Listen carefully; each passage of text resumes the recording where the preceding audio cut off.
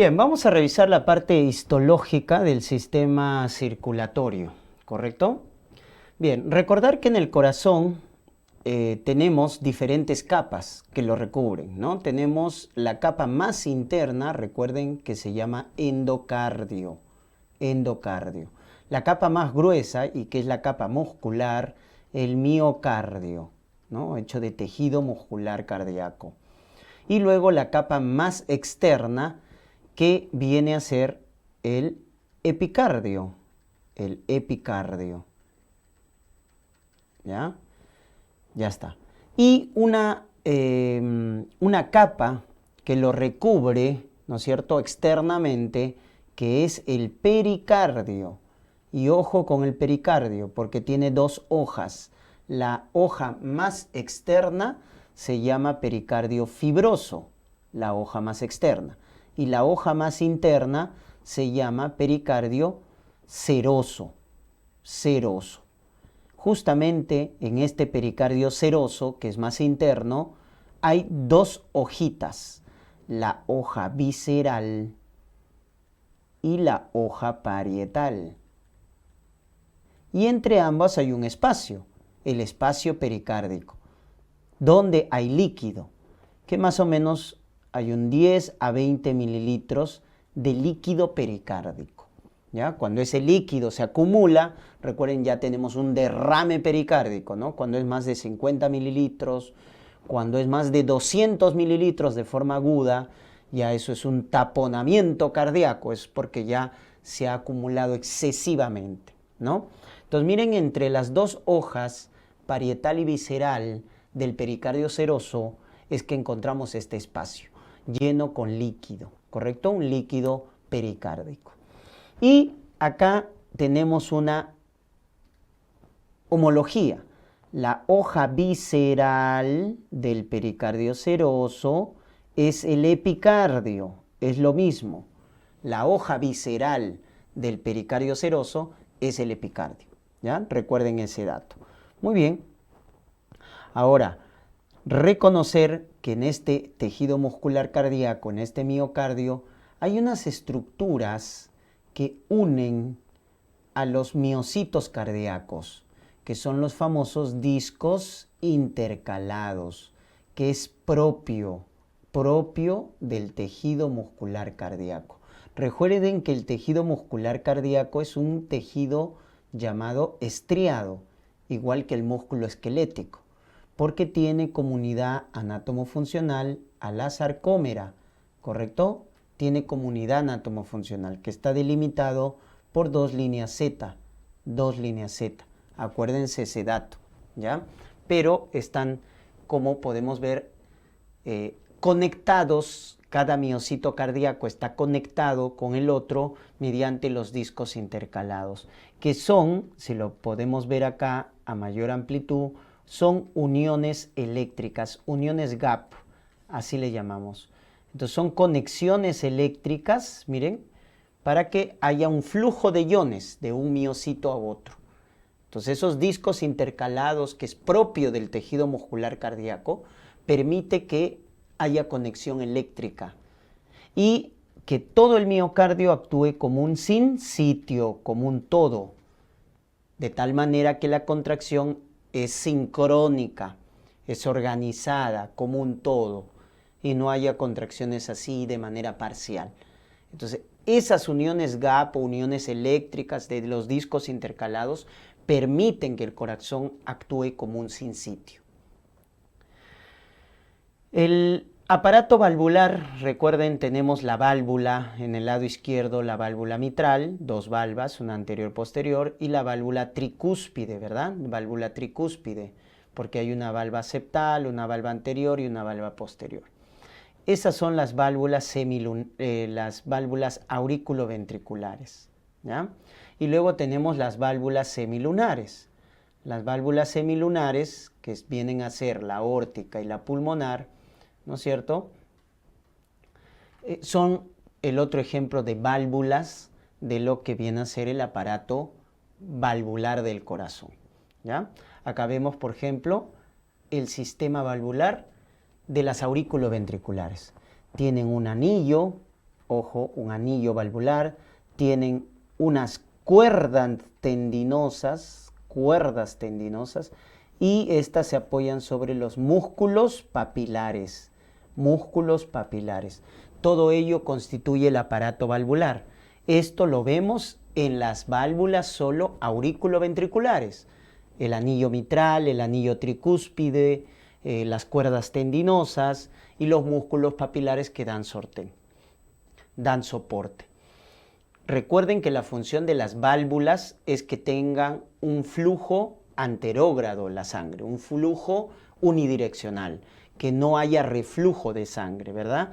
Esa es la particularidad de las válvulas cardíacas. Recuerden que las válvulas están hechas de tejido conectivo, ¿ya? Tejido conectivo, en este caso, que tienen 3 capas: capa esponjosa, capa fibrosa, miren, tejido conectivo fibroso, ¿ya? Y acá ya está el ventrículo, ¿no?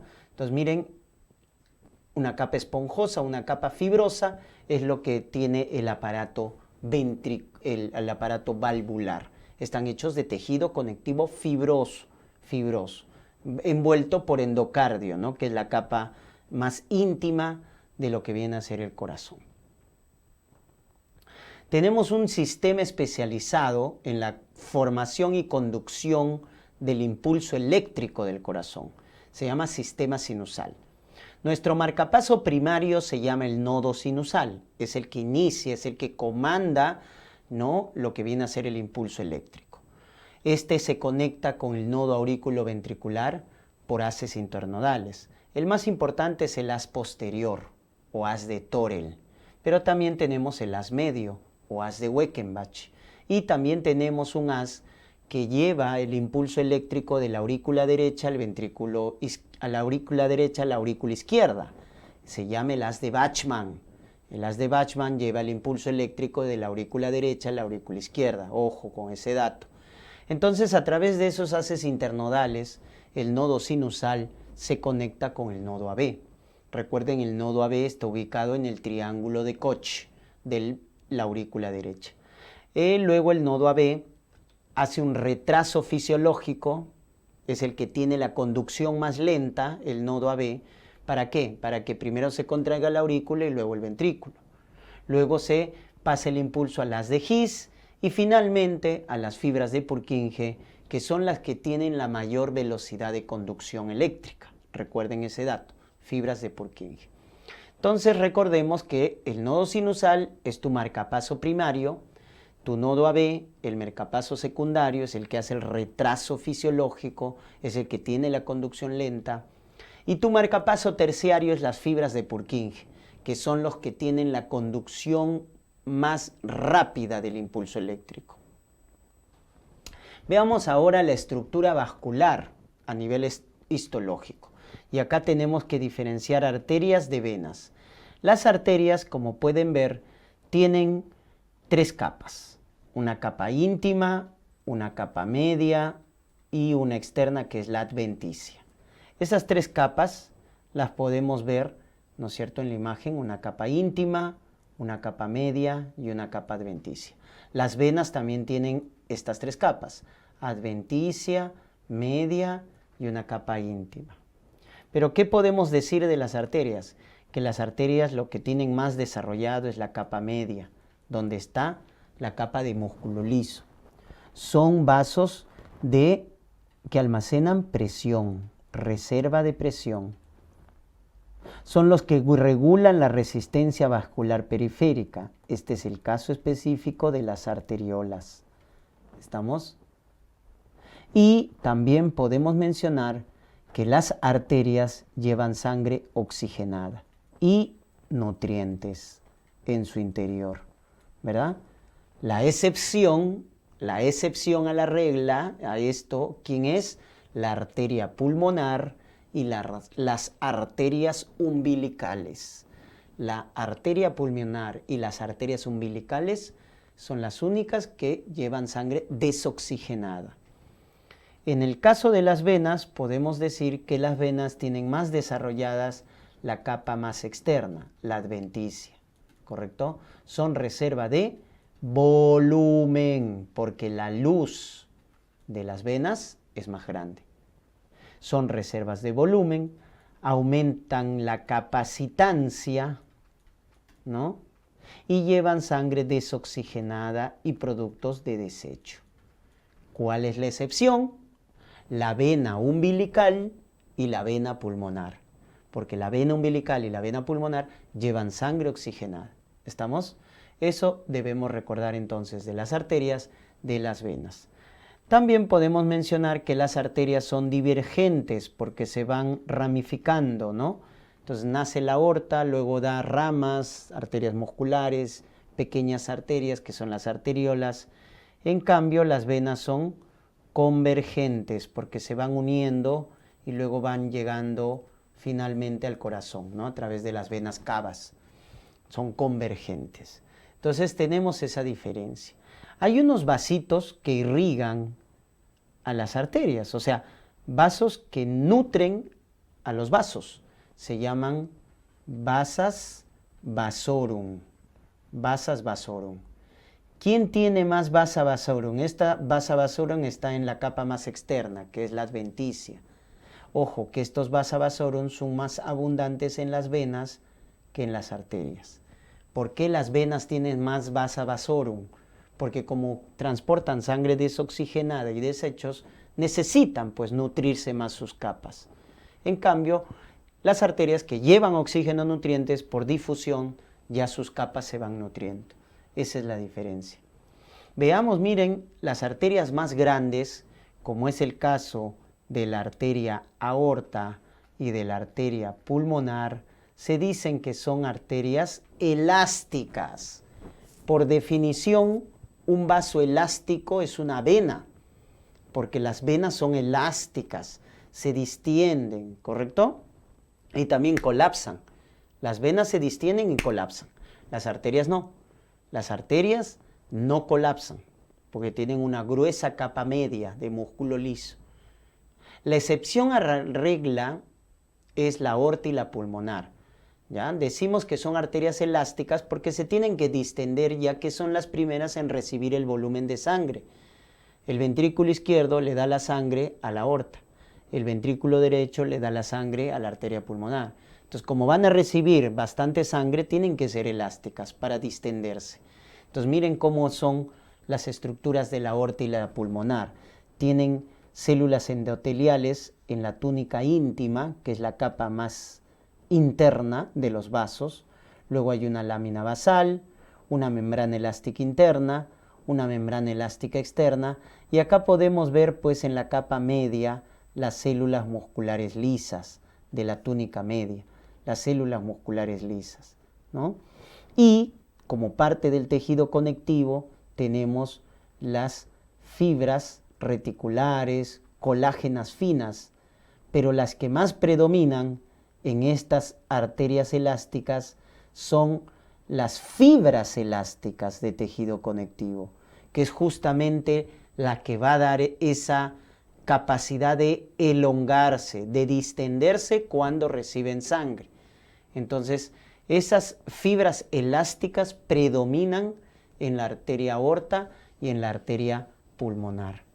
Luego tenemos la capa más externa, que es la adventicia, ¿no? Donde tenemos, ya hemos dicho, los vasa vasorum, que son los vasitos que irrigan a los vasos, ¿no? Tiene tejido conectivo, colágeno, fibroblasto, etc. ¿Ya? Entonces recuerden, cuando te pregunten quiénes son arterias elásticas con gran desarrollo de la capa media, que tienen fibras elásticas que permiten elongarse, distenderse, la aorta y la pulmonar.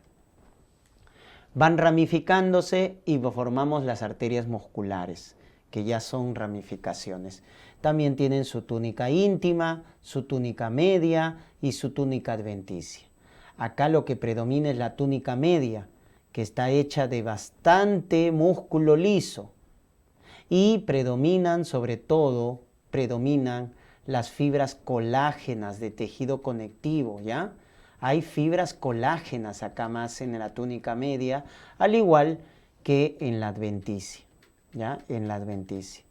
Entonces, ¿cuál es la diferencia? La diferencia con las anteriores es que las arterias musculares ya no se elongan tanto, porque no tienen tantas fibras elásticas, sino tienen fibras colágenas. Entonces le dan más soporte, más resistencia, junto con las células musculares lisas. ¿Ya? Son de soporte. Son arterias de distribución de sangre. Y las pequeñitas son las arteriolas. Las arteriolas son las arterias más pequeñas, que hay que tenerlas en cuenta, porque tienen una gruesa capa muscular, una gruesa capa de músculo liso. ¿Ya? Acuérdense, su túnica media está hecha de células musculares lisas, ¿correcto? Células musculares lisas. Entonces, tiene una gruesa capa muscular, ¿no? Tiene un endotelio y tiene una gruesa capa muscular que le sirve para ¿qué? Para ser vasos que regulan la resistencia vascular periférica. Acuerden, ese es el dato de las arteriolas. Regulan la resistencia vascular sistémica o periférica. Luego tenemos las venas. En el caso de las venas, podemos ver que su túnica adventicia es la que predomina en las venas, ¿verdad? Su túnica media es pequeña, miren la capa de músculo liso pequeño, es por eso que colapsan. Las venas colapsan, ¿ya? Y la túnica íntima, mira, de células endoteliales, ¿ya? En las venas predominan, ¿no es cierto?, la adventicia, que están viendo acá, ¿ya? La adventicia. Y tiene bastantes vasa vasorum para irrigar, ¿no es cierto?, las capas de las venas. Finalmente, los capilares. Los capilares, recuerden, son los que conectan arterias y venas finalmente, porque nuestra circulación es cerrada, ¿correcto? Tenemos tres tipos de capilares. Tenemos los capilares continuos, tenemos los capilares fenestrados, o también llamado viscerales, y luego los capilares sinusoides, o también llamados discontinuos. Son tres tipos de capilares. Recuerden que los capilares sirven finalmente para hacer el intercambio de sustancias, ¿no?, entre el intersticio y los vasos sanguíneos. Entonces, por el lado arterial va a haber una filtración y por el lado venoso va a haber una reabsorción, porque hay intercambio de sustancias. Los capilares le dejan al intersticio oxígeno, nutrientes, y luego recogen CO2 y productos de desecho, ¿no? Entonces hay una filtración por el lado arterial de oxígeno, nutrientes, y hay una reabsorción por el lado venoso de los capilares de CO2 y productos de desecho, ¿ya? Acá hay un regulador del flujo a los capilares, que es el esfínter precapilar por el lado arterial. Por el lado arterial hay un esfínter que se llama precapilar o esfínter de Jacobi, ¿ya?, que regula la presión, el flujo sanguíneo que va a entrar a los capilares. ¿Qué capilares encontramos que tienen capilares continuos? Que son capilares que no tienen poros. Esto lo encontramos en el tejido muscular, en el tejido nervioso, en el tejido conectivo. Estos tejidos tienen capilares continuos. ¿Quiénes tienen capilares fenestrados o viscerales? Es decir, acá hay poros. Acá sí hay poros, ¿correcto? Pero hay un regulador, que es un diafragma. Hay poros, pero tienen diafragma, que regula el paso de sustancias. Esto lo observamos en los riñones. Esto lo observamos en el páncreas, en el intestino y en algunas glándulas también, ¿correcto? Las capilares fenestrados o viscerales. Y los sinusoides o capilares discontinuos son capilares que tienen poros y no tienen diafragma. No hay diafragma, son poros grandes. Entonces no hay quien regula el paso de sustancias. Esto lo observamos en el hígado. Esto lo observamos en el vaso, en la médula ósea roja, en los órganos linfoides. Vemos este tipo de capilares llamados sinusoides o capilares discontinuos, que son capilares que tienen poros, pero no tienen diafragma. Muy bien, gracias por su atención.